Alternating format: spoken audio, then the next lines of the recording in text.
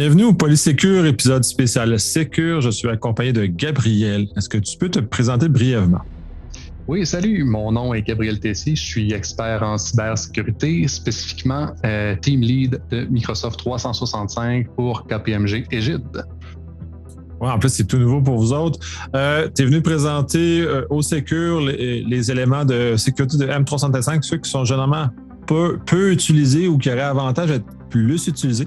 Donc, essentiellement, on fait exclusion du MFA qui devrait être partout, le MAM, le MDM, les accès conditionnels. Tout ce volet-là ne sera pas abordé parce qu'il est considéré comme étant à la base. Là, on va aborder puis de mon expérience aussi, des éléments qui sont mal aimés ou en tout cas pas suffisamment, on ne ressort pas suffisamment d'amour pour toute la qualité des produits que Microsoft nous donne.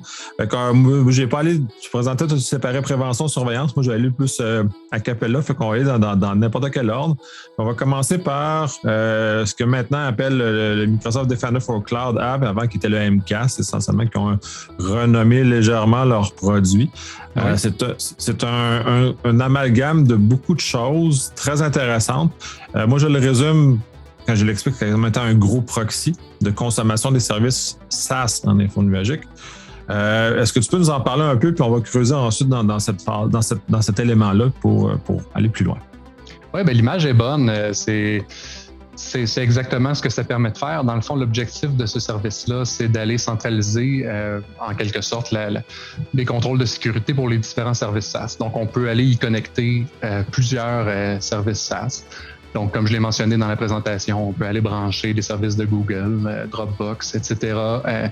Là-dedans, et aussi tout ce qui est relatif à Microsoft. Donc, O365, Azure peut aller se brancher là-dedans. On va aller y voir les différentes identités de nos utilisateurs, et puis on va pouvoir aller mettre en place toutes sortes de contrôles, que ce soit des mesures de nature de data leak prevention, que ce soit des mesures pour aller faire de la surveillance sur la session de l'utilisateur. Puis ensuite de ça, on peut mettre des contrôles comme de type Shadow IT là-dedans aussi. Donc, détecter les services qui sont utilisés par les utilisateurs sur leurs différents appareils. Et par la suite, même aller jusqu'à bloquer certains services qui ne sont pas cautionnés par l'organisation. Oui, ben ça, tout le volet Shadow IT exige aussi des composants supplémentaires pour être mis en œuvre, mais globalement, réussit vraiment à attraper ce genre de choses, à surveiller et à bloquer dans certains cas. Et il y a tout l'autre volet que je trouve très intéressant et très puissant, c'est dans le fond la capacité de contrôler l'expérience utilisateur des services infonuagiques. C'est-à-dire qu'essentiellement, on peut aller jusqu'à dire on va bloquer le téléchargement d'un fichier dans Outlook. Autant client lourd que client web. On est capable de ce degré de choses très, très intéressant que je donne un exemple parce que celui-ci m'a été demandé dans un cas particulier, mais il y a énormément de choses comme ça. Est-ce qu'il y a d'autres exemples de cet élément-là qui vient complémenter, dans le fond, l'accès conditionnel que tu pourrais donner ou que tu as eu à déployer?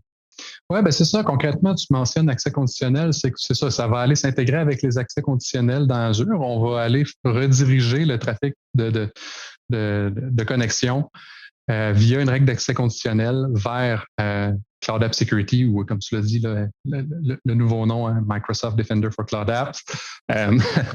Donc, il va y avoir carrément une prise de contrôle de la session de l'utilisateur. Oui, on peut aller empêcher le téléchargement, on peut aller jusqu'à empêcher des opérations de copier-coller aussi.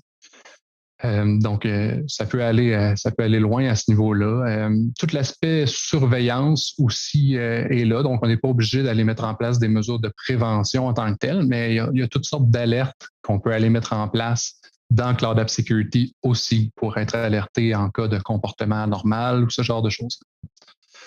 Oui, ben c'est ça, c'est un peu un couteau suisse à bien des égards parce qu'il y a beaucoup de fonctions dedans. On retrouve dans le fond, dans certains cas, dans des produits plus sophistiqués, là, il y a tout le volet SOAR qui est disponible, il y a des playbooks qui sont exécutables ou même des réactions automatiques, c'est-à-dire si l'utilisateur fait ça ou départage automatiquement le fichier, fait que vraiment une souplesse très grande.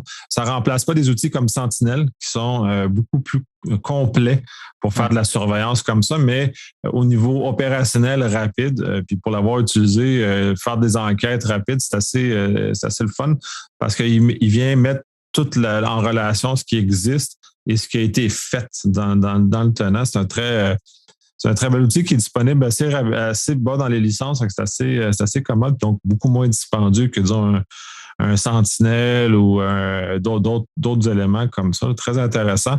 Ouais, en effet, mais c'est ça, c'est que ça vient intégrer aussi les différents services, comme tu le dis aussi. C'est ça qui est intéressant. C'est ça, c'est un couteau suisse parce que tu es capable de faire autant du DLP, de la surveillance, de bloquer le shadow IT que toutes sortes que le prise de contrôle de la session. Ça vient s'intégrer avec le service de Defender for Endpoint. Ça vient s'intégrer avec Azure Identity Protection. Tu vas aller voir les alertes là-dedans aussi. Donc, c'est ça. C'est très complet. Ben, c'est ça. Moi, en tout cas, quand on est en prise de connaissance ou en tout cas en montant en compétence avec un tenant, je le trouve très pratique pour les équipes de sécurité parce que justement, ça nous amène à une zone très intéressante. Tu as abordé aussi MIP, le Microsoft Information Protection, Oui. justement une approche justement pour protéger les documents. Et dans le document, les courriels sont comptés comme un document dans l'univers Office. Donc, comment tout ça se matérialise, puis un peu d'aller un peu plus loin que ce que tu as discuté dans ta présentation. Oui, ben en fait, c'est ça. Tout ce qui est relatif à Microsoft Information Protection, on commence d'abord par le volet de catégorisation des données. Avec l'étiquetage, on va être en mesure d'aller mettre en place des étiquettes sur les différents types de documents, donc d'être capable de catégoriser tout ça pour ensuite de ça être capable de mettre des contrôles certains selon le type de données auxquelles on fait affaire.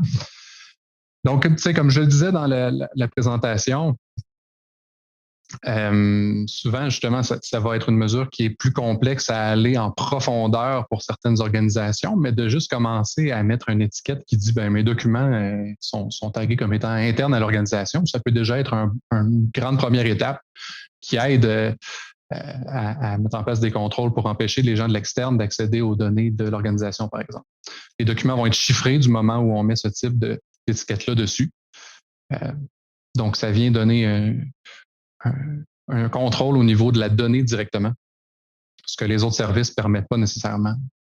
Oui, puis si on va jusque dans les volets de gouvernance de O365, M365 ou O365, effectivement, on est même capable de tracer ce que les documents font, combien on a de documents de telle nature, et ainsi de suite. Donc, on a beaucoup d'éléments très importants, très intéressants à l'intérieur de celle-ci. Donc, on est capable justement d'aider à mieux protéger l'information de l'organisation qui, surtout avec l'info numérique, se multiplie de façon monumentale, puis on en perd encore davantage de contrôle qu'on pourrait en avoir sur site, par exemple.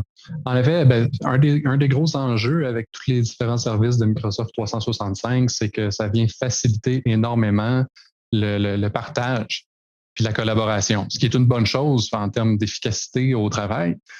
Mais maintenant, il y a tellement de vecteurs par lesquels on peut passer pour se partager de l'information que Microsoft Information Protection, sa grande force pour moi, c'est que, comme je l'ai dit, ça vient mettre une couche de protection directement au niveau de la donnée. Donc, peu importe ton utilisateur, il passe par où pour aller partager cette donnée-là, avec tous les risques qui sont associés à ça pour l'exfiltration de données et la perte de confidentialité. Là, au moins, tu viens t'assurer que tu as une couche de sécurité à l'endroit où ça compte le plus.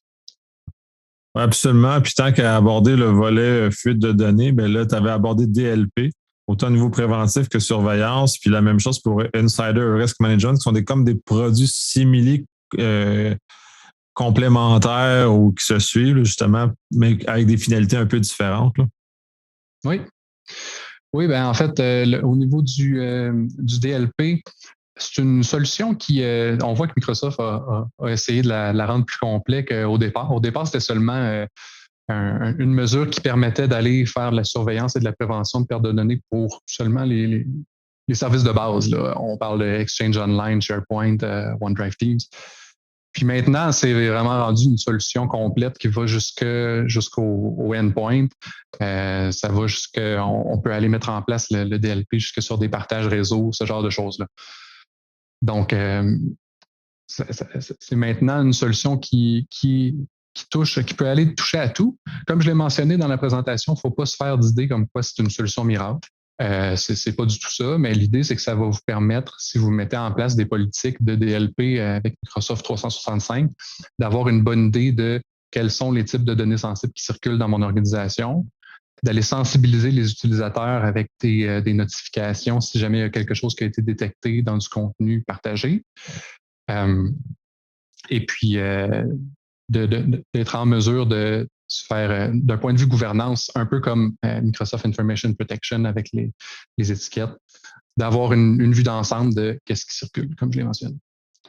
Oui, ben surtout dans un premier temps, c'est bien de sensibiliser parce que la plupart des utilisateurs le font sans faire exprès. Ils ne font pas ça volontairement de divulguer ou en tout cas de partager, généralement dans un courriel, les NAS, les numéros de carte de crédit, des informations bancaires, qui sont généralement les choses les mieux contrôlées, si on veut, dans cette technologie-là qui marche bien. On peut aussi définir des regex pour ceux qui sont un peu plus funky, justement pour définir des choses comme ça. Mais comme tu mentionnes, puis tu l'as répété quand même bien que c'est pas une technologie parfaite, mais comme toutes les technologies de DLP aussi. Là, de toute façon, en général, cette mise en garde-là est bonne pour à peu près tous les produits de sécurité. Il n'y a pas de miracle qui se fait. Faut les configurer correctement puis les amener où on veut. Puis l'autre pendant, c'est vraiment l'insider risk management qui est très intéressant parce que on constate souvent des fois des employés qui vont partir fâchés, mais ils vont partir aussi avec l'information. Et ce cas-là est d'autant plus présent maintenant qu'on est tous en télétravail. Il y en a qui retournent au bureau, mais pendant les 2 dernières années, on a tous travaillé à la maison. Donc, cette vision-là d'appartenance d'information, des fois, elle est floue pour l'utilisateur. Ce produit-là, ce service-là permet justement de venir colmater un peu cet espace-là. Oui, ça donne la visibilité de plus. En fait, ça vient donner plus d'informations aux services de Microsoft pour être en mesure de prendre action pour des cas spécifiques comme tu l'as mentionné. C'est comme j'ai dit dans la présentation, on peut aller carrément brancher le système RH dans le service pour être capable d'avoir de la visibilité sur OK, j'ai un employé X qui a quitté à tel moment. Maintenant, quelles sont les activités qu'il a effectuées précédant son départ? Quels sont les documents auxquels il a accédé? Est-ce qu'il a supprimé certains fichiers dans SharePoint, etc.? Puis on est capable d'avoir cette visibilité supplémentaire-là, de creuser tout ça facilement dans l'interface et par la suite, d'aller transformer ça en cas d'investigation et d'enquête avec eDiscovery si on veut aller encore plus loin. Donc, ça vient faciliter tout ça plutôt que de tomber directement en mode enquête pour rien par rapport à quelqu'un qui a quitté, mais ça vient permettre facilement de faire cette petite investigation-là, cette surveillance-là sur qu'est-ce qui a été fait précédant son départ. Donc, c'est ce type de scénario-là que ça va faciliter. Oui, puis là, tu mentionnes eDiscovery que tu n'as pas abordé dans ta présentation, qui est quand même un outil plus sophistiqué, qui lui aussi manque beaucoup d'amour parce que c'est, je vais en faire une définition, puis je vais te laisser mieux l'expliquer après. C'est essentiellement une espèce de façon d'encadrer que les administrateurs du système puissent accéder à du contenu qui ne sont pas propriétaires, essentiellement, là, pour permettre, dans un contexte d'investigation qui est très, très spécifique. Là. Oui, exactement. Et Discovery, c'est carrément la solution pour faire de l'enquête dans Microsoft 365. Donc, évidemment, ça implique un niveau de privilège extrêmement élevé. Mais oui, c'est ça. Ça permet d'aller creuser très en profondeur au niveau de tous les services Microsoft 365. Excuse-moi. Pour voir qu'est-ce qu'un utilisateur... On peut aller carrément là, voir c'est quoi les conversations Teams auxquelles un utilisateur a participé, qu'est-ce qu'il a écrit, à quel moment. Ça va très loin. Donc, c'est ça. On peut ouvrir des cas d'investigation et aller creuser partout ce qu'on le souhaite. Oui, c'est ça. Mais dans ce cas-ci, l'approche, elle est standardisée. Donc, si on veut, il y a comme une chose, ça évite de faire comme dans les éléments sur site, c'est-à-dire que l'administrateur rentre puis regarde tous les fichiers jusqu'à temps qu'il trouve ce qu'il veut. Là, on a une approche qui est plus encadrée, qui est puis tracée aussi d'ailleurs, parce que oui. si on veut bâtir un cas légal, ça nous permet de tracer ce qui s'est passé. Puis inversement, tracer un administrateur qui aurait des yeux un peu trop curieux, qui utiliserait ces mécaniques-là pour aller voir de l'information qu'il ne serait pas censé aller voir. Là. Oui, exactement. Ensuite, tu avais abordé simulation d'attaque. Moi, c'est une chose que je connais peu. Fait que tu as vraiment été en surface. C'est vraiment, de ce que j'en comprends, des éléments de permettre de sensibiliser les utilisateurs ou des genres de choses comme ça, ou ça va vraiment beaucoup plus loin que ça? Ben, non seulement ça va permettre d'aller sensibiliser les utilisateurs, mais ça va permettre d'avoir ce qu'on a peu dans un contexte où on souhaite avoir une bonne idée de c'est quoi l'état, dans le fond, là, de notre écosystème et de nos utilisateurs par rapport aux types d'attaques les plus fréquents dans le cloud et dans Microsoft 365 en particulier, c'est-à-dire se procurer des indicateurs. Donc, avec ce service-là, ben, on peut lancer des campagnes des types d'attaques les plus fréquents, comme je l'ai mentionné dans la présentation, par exemple, du credential harvesting ou ben, ce genre de choses-là. On va aller envoyer des courriels de phishing à nos utilisateurs et on est capable de voir au fil des campagnes qui est-ce qui, par exemple, a à plusieurs reprises tombé dans le panneau, c'est quoi le pourcentage de mes utilisateurs qui ont cliqué ou non, etc. Tu sais, c'est des services souvent que dans les différentes organisations où je suis passé, les gens vont faire déjà ce type de campagne-là avec des services tiers, sauf que là, c'est intégré à Microsoft carrément. Ça vous permet d'avoir les indicateurs directement dans la même interface, au même endroit que les autres services. Puis ça vient potentiellement avec vos licences déjà. Donc, c'est une flèche de plus à l'arc de Microsoft que vous avez peut-être dans vos licences. Oui, il y a beaucoup de flèches à cette marque. Oui, ça, il y en a vraiment beaucoup. Là. Puis quand on commence, surtout ceux qui ont la chance de travailler avec des licences E5, la quantité de produits qu'il y a là-dedans, là, c'est phénoménal. C'est très intéressant. Il y a un autre service, c'est ça, le Azure Identity Protection puis le Defender for Identity qui sont pas tout à fait la même chose, mais qui ont des finalités qui ressemblent un peu aussi. Est-ce que tu peux élaborer un peu sur ces deux services-là? Oui. Defender for Identity, c'est le service qui est le plus méconnu des deux, selon moi, en tout cas par expérience. C'est très simple à mettre en place. Si vous y avez accès, moi, je vous encourage à aller le mettre en place rapidement parce que c'est simple à faire, puis ça fonctionne bien, c'est pas demandant, là. C'est simplement d'aller installer des agents au niveau des contrôleurs de domaine Active Directory et ça vient tout de suite là, regarder puis faire la surveillance pour les attaques qui sont faites au niveau des contrôleurs de domaine. Tout ce qui va être nécessaire pour s'assurer que ça fonctionne bien par la suite, ça va être d'aller mettre en place des cas d'exception. C'est notamment si vous avez des scripts à l'interne qui vont interroger les contrôleurs de domaine, ce genre de choses-là, ça se pourrait très bien qu'ils vous soulèvent des alertes. C'est juste d'aller les mettre en exception, puis par la suite, ça va aller détecter des attaques typiques qui sont faites on-premise, comme des passes de hash, des golden tickets, ce genre d'attaques communes-là. Donc, c'est simple à mettre en place. Ça va faire cette détection et cette prévention-là. L'autre volet de Defender for Identity, c'est aussi que ça vous permet de mettre des... j'ai oublié le terme exact. Je pense que c'est des Honey Token Accounts, si je ne me trompe pas. C'est un peu le même principe qu'un honeypot, pour ceux qui savent c'est quoi. C'est le principe que vous allez créer un compte dans votre Active Directory qui semble avoir des privilèges élevés. Donc, vous pouvez donner un nom du type administrateur Exchange, ce genre de choses-là. On va typiquement mettre un mot de passe faible sur ce compte-là pour faciliter la compromission du compte. Et puis, on va faire en sorte que personne ne se connecte jamais sur ce compte-là. C'est un compte qui est présent dans l'Active Directory. Puis, on va indiquer à Defender for Identity, voici, ça, c'est mon Honey Token Account. Si jamais quelqu'un se connecte sur ce compte-là, c'est un indicateur de compromission. C'est un indicateur qu'il y a un attaquant dans mon environnement qui vient de tenter de faire une élévation de privilège sur ce compte-là. Donc, c'est le deuxième volet à ce service-là qui est d'ailleurs, comme tous les autres services, comme j'ai mentionné, intégré à Cloud App Security, par exemple. Donc, on va voir les alertes arriver dans les mêmes dashboards. Excusez-moi pour les anglicismes. À force de travailler dans des univers anglophones, on a des fois un peu de misère à retrouver les mots français, mais oui, effectivement, Parce que si le MCAS c'est encore une espèce de point de chute pour ces différents éléments-là. Puis c'est le fun parce que on réussit à avoir des consoles infonuagiques pour des choses qui sont sur site dans ce cas-ci. Donc, on centralise nos efforts à un seul et même endroit. Exact. Puis pour aller dans l'autre volet que tu as mentionné, Azure Identity Protection, ça, c'est encore une fois un service qui est simple à mettre en place. On parle simplement d'aller activer le service dans le portail Azure.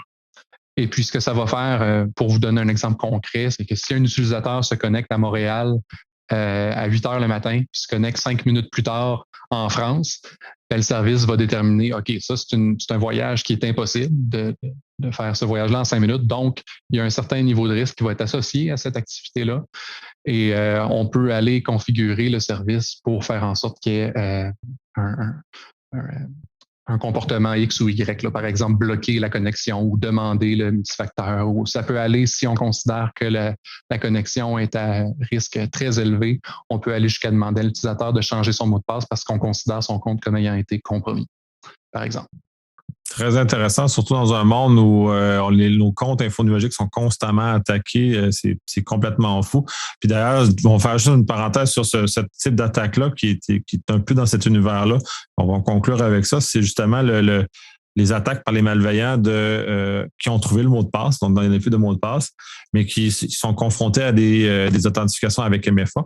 Fait qu'ils vont aller en répétition jusqu'à temps que l'utilisateur pour en mode push là, sur M365. Ils vont le tanner jusqu'à temps qu'ils acceptent le pop-up puis qu'ils passent à l'étape suivante. Donc, c'est rendu ce genre de sophistication-là, mais ces outils-là viennent justement stopper en amont avant même que le MFA a besoin d'intervenir. Azure Identity Protection va bloquer le compte ou va agir dessus, ou même le MCAS dans certains scénarios, ou certaines playbooks que vous avez développées. Là, ça, c'est des outils, encore un couteau suisse, fait que vous le configurez correctement, puis pas juste en surface. C'est ça l'élément. Là, fait que très intéressant. Je te remercie énormément pour ton temps, pour ta générosité de ce partage d'informations-là, autant au Secure que sur le podcast. Je vais te laisser le mot de la fin. Oui, merci beaucoup. D'abord, je veux remercier toute l'équipe du Secure. C'était un événement formidable et j'espère que vous l'avez autant apprécié que moi. J'ai déjà hâte à l'année prochaine. Puis merci pour l'invitation. Ensuite de ça, évidemment, c'est des services, les services desquels on a parlé qui sont très peu communs. C'est pour ça que j'en ai parlé dans ma présentation. Donc, si jamais vous avez besoin d'aide pour la mise en place de ces services-là, n'hésitez pas à faire appel à un expert en sécurité infonuagique. Il y a moi au niveau de KPMG et Gide. Mais sinon, Nicolas semblait bien s'en tirer aussi. Je suis sûr qu'il y a plusieurs personnes que vous pouvez contacter. Oui, on a un bon bassin d'experts à Québec et à Montréal exact. Qui peuvent justement accompagner les besoins de ce côté-là. Là, c'est vrai que les gens, on suppose qu'ils sont au Québec, là, mais même en Europe aussi, il y a d'excellents experts dans ce domaine-là qui peuvent vous accompagner. Puis c'est très important de vous faire accompagner pour maximiser la sécurité que vous avez tirée de vos services. Fait que je te remercie énormément. Fait que de toute apparence, on va dire à la prochaine. Oui, merci beaucoup. À la prochaine.